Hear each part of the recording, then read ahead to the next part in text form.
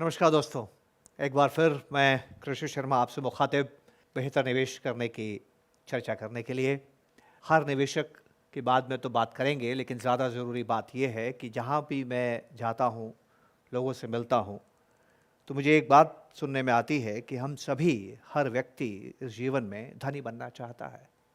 वो कुछ भी कार्य करता हो, अंतिम लक्ष्य है अधिक से अधिक धन का निर्माण करना, वेल्थ को क्रिएट करना। लेकिन मेरे सामने एक अद्भुत पहेली है कि धन तो सभी बनाना चाहते हैं, पर जब मैं उनसे पूछता हूं कि आप इस सपने को पूरा कैसे करेंगे, तो गृह कार्य, होमवर्क नहीं होता है। एक बात बताएं, अगर आपसे घर में ये कहा जाए कि सब्जी लेके आइए, सब्जी घर में खत्म हो गई, वेजिटेबल्स लेके आइए, तो आप कौन से बाजार जाएंगे? लोहा मंडी जाएंगे, सराफा जाएंगे कि कपड़ा बाजार जाएंगे? जाहिर है कि आप यहाँ तो नहीं जाएंगे। सब्जी कहाँ मिलेगी? सब्जी बाजार में। तो पैसा कहाँ बनेगा? जहाँ पैसा बनता है। पैसा कहाँ बनता है? पैसा बनता है सौदे से, जहाँ खर्च होता है। जो भी आपकी आमदनी है वो किसी न किसी का खर्चा होता है। गौर किया होगा आपने। धन बनाने के लिए आपको उचित स्थान की आवश्यकता होती है कि आप उस स्थान में जाते हैं। कितने लोग हैं जो धन जहाँ निर्मित होता है वहाँ जाके कार्य करते हैं? वाई इक्विटीज़, जी हाँ, अब ये चर्चा करने के लिए एकत्र हुए हैं।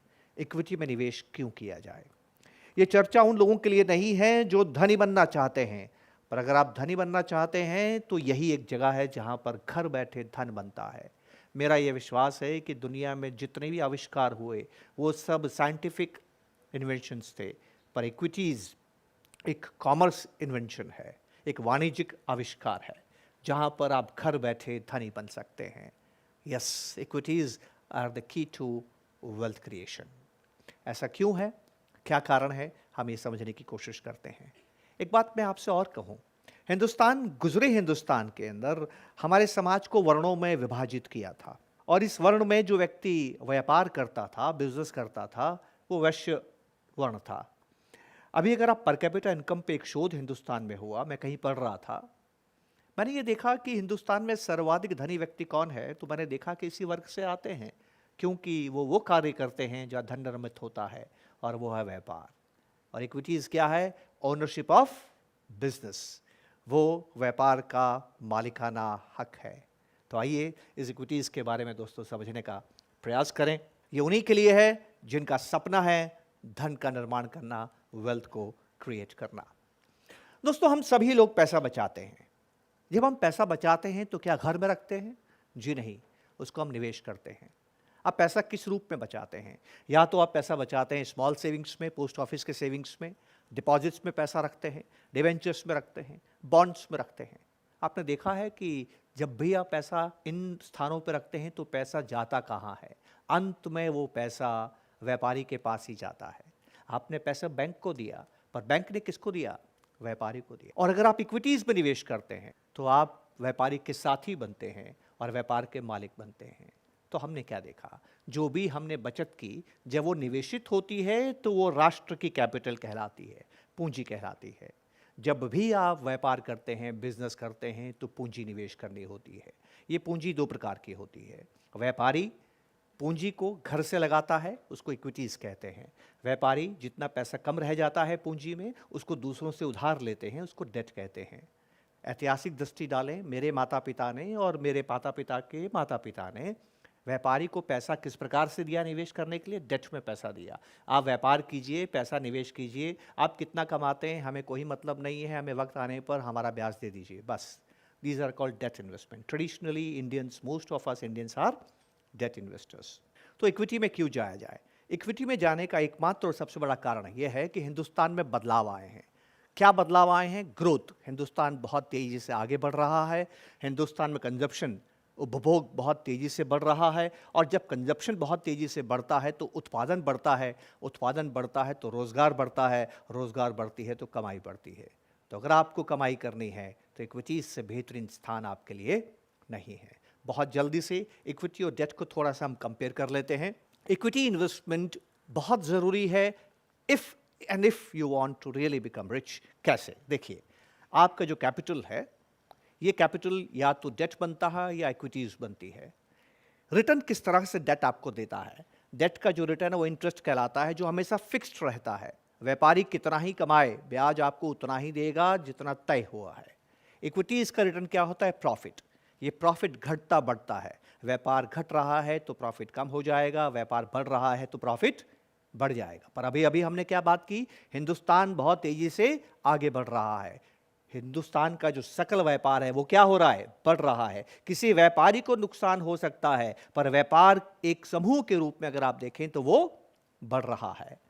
रिटर्न किस तरह से मिलता है? जो रिटर्न डेट का है वो फिक्स्ड है और प्रॉफिट वेरिएबल है।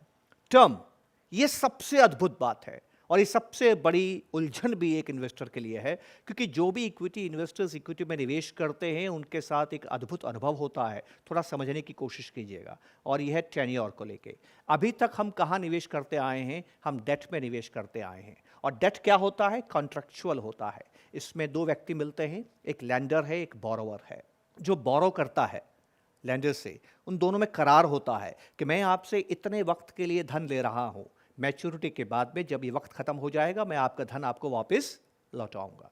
इक्विटीज परपेचुअल होती है दोस्तों, कभी खत्म नहीं होती है। और यही उलझन है।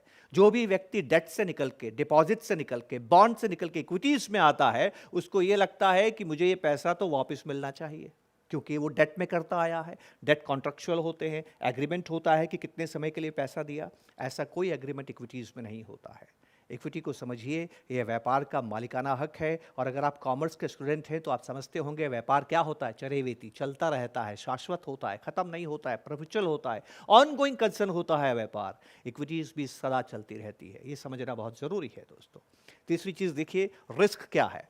डेट में क्या रिस्क है? डेट में एक ही रिस्क है कि आपको रिटर्न तो फिक्स्ड मिलेगा, पर वो महंगाई को नहीं हरा पाएगा। और जितने लंबे समय तक डेट में पैसा रखेंगे उतना ये खतरा बढ़ता जाएगा। इक्विटीज में क्या रिस्क है? इक्विटीज में रिस्क है, प्रिंसिपल को रिस्क है। क्यों रिस्क है? क्योंकि हमें नहीं मालूम ये व्यापार आगे चलेगा या नहीं चलेगा। इसलिए हम एक व्यापार में निवेश नहीं करते हैं, हम कई व्यापारों में निवेश करते हैं, जिसको इक्विटी का पोर्टफोलियो का निर्माण कहते हैं। और इक्विटीज़ में खास बात यह है कि ठीक विपरीत इंटरेस्ट के या ठीक विपरीत डिपॉजिट्स के, जितना लंबा समय आप इक्विटीज़ में रहेंगे, मैं तो कहूँगा इक्विटीज़ परपेचुअल है, सदा इक्विटी में रहिए। जितने लंबे समय तक इक्विटीज़ में रहेंगे उतना उनका खतरा, जो प्रिंसिपल लॉस ऑफ प्रिंसिपल है, वो खतरा क्या होता जाएगा? कम होता चला जाएगा। इन्वेस्टमेंट ऑब्जेक्टिव्स, जो व्यक्ति डेट में निवेश करता है उसको रेगुलर इनकम चाहिए, और जो व्यक्ति इक्विटीज में निवेश करता है दोस्तों, ये व्यक्ति कौन होता है? जो धनी बनना चाहता है, अपने आगे वाले जीवन को पिछले जीवन से बेहतर बनाना चाहता है।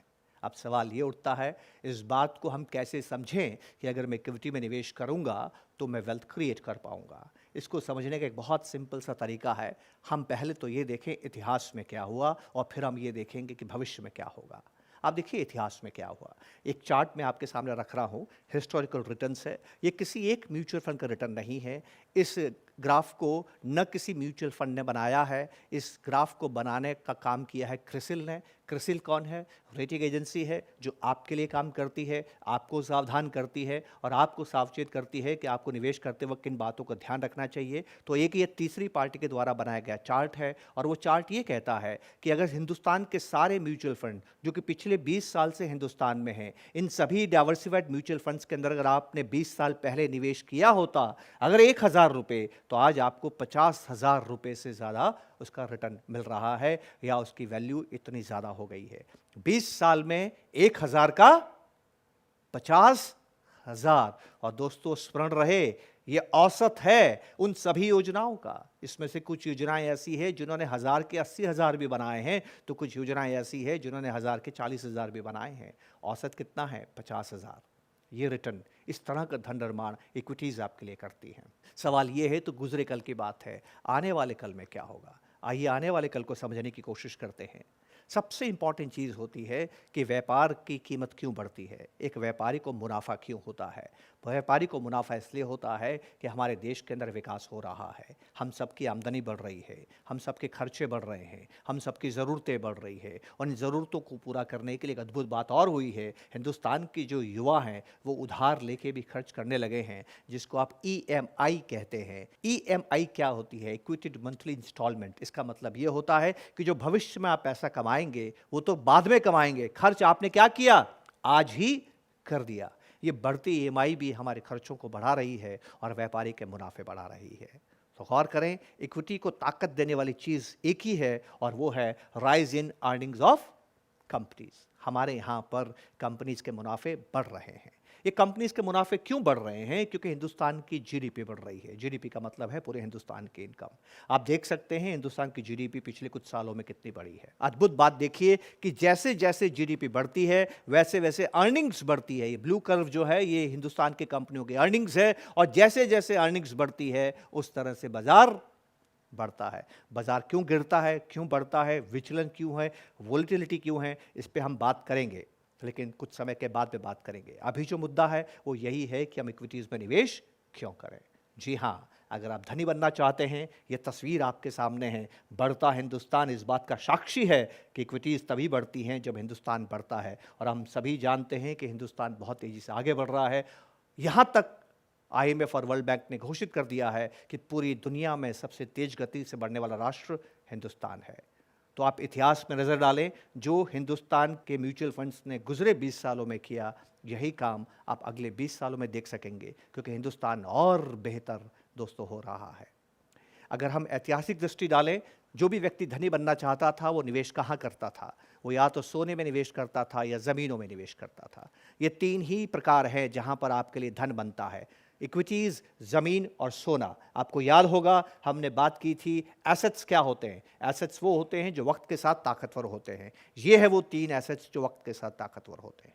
पर अगर आप विभिन्न पैमानों पर अगर आप देखें कि किसके अंदर कितनी रिस्क है, किस में कितना कन्वीनियंस है, किस में कितना रिटर्न है, किस में महंगाई को हराने की ताकत है, किस में तरलता है, किस में छोटे छोटे आप निवेश कर सकते हैं, किसके अंदर टैक्स एडवांटेजेस हैं, किसके अंदर ईज ऑफ सेलिंग है, आसानी से आप बेच सकते हैं, कहाँ पर आपको प्रोफेशनल एडवाइस मिलती है, इन तमाम मुद्दों के ऊपर अगर गौर करेंगे तो आप पाएंगे कि इक्विटी हर लिहाज से सोने के मुकाबले और ज़मीन के मुकाबले एक बेहतर विकल्प है दोस्तों। तो फिर ये पहेली अगर आपको हल करनी है कि अगर आप धनी बनना चाहते हैं तो आपको वहाँ जाना होगा जहाँ धन बनता है, क्योंकि सब्ज़ी खरीदते वक्त आप सब्ज़ी मंडी जाते हैं, कपड़ा बाज़ार नहीं जाते हैं। ये बहुत ज़रूरी है दोस्तों। इच्छा तभी पूरी होती है जब 3 बातें पूरी होती है। मैं चांद को पकड़ लूँ, ये डिमांड नहीं है। ये डिमांड तभी बनेगी जब मैं चांद तक पहुँच सकता हूँ, एबिलिटी। जब मैं चांद को चाहता हूँ, विलिंगनेस। जब चांद है, availability. Availability, willingness and capability, ये 3 चीज़ें मिलती है तभी डिमांड कहते हैं। मैं धनी बनना चाहता हूँ, ये डिमांड नहीं है। मैं धनी बनना चाहता हूँ, इसके लिए मैं प्रयास करूँगा, मेरे अंदर काबिलियत है। मैं धनी बनना चाहता हूँ, धन है, अवेलेबल है, तभी आप धनी बन सकते हैं। और धन कहाँ अवेलेबल है? जहाँ व्यापार है। इस बात को याद रखिए दोस्तों। इक्विटी के बिना आप धनी नहीं बन सकते, वेल्थ क्रिएट नहीं कर सकते। Equity is the mother of all incomes. अगर आप मजदूर हैं तो इक्विटी आपको रिटर्न दे रही है, क्योंकि मजदूर को रिटर्न, वो सेवा करता है, वो सेवक है, वो सर्वेंट है, उसको सेठ तनख्वाह देता है। सेठ कब तनख्वाह देता है? जब वो प्रॉफिट कमाता है। अगर आप रेंट कमाते हैं तो आप प्रॉफिट से निकल के आता है। अगर आप वेजेस कमाते, जो अभी हमने बात की, तो किसी भी तरह की इनकम, रेंट हो, वेजेस हो, इंटरेस्ट हो, ये हमेशा प्रॉफिट कमाने वाला व्यक्ति देता है। Equity is a mother of all investments. Why equities? Because you want to become rich. उम्मीद है आप याद रखेंगे। बहुत बहुत शुक्रिया। नमस्कार। ऐसे और वीडियोस देखने के लिए सब्सक्राइब करें हमारा YouTube चैनल। म्यूचुअल फंड निवेश बाजार के जोखिमों के अधीन हैं। योजना से जुड़े सभी दस्तावेजों को ध्यान से पढ़ें।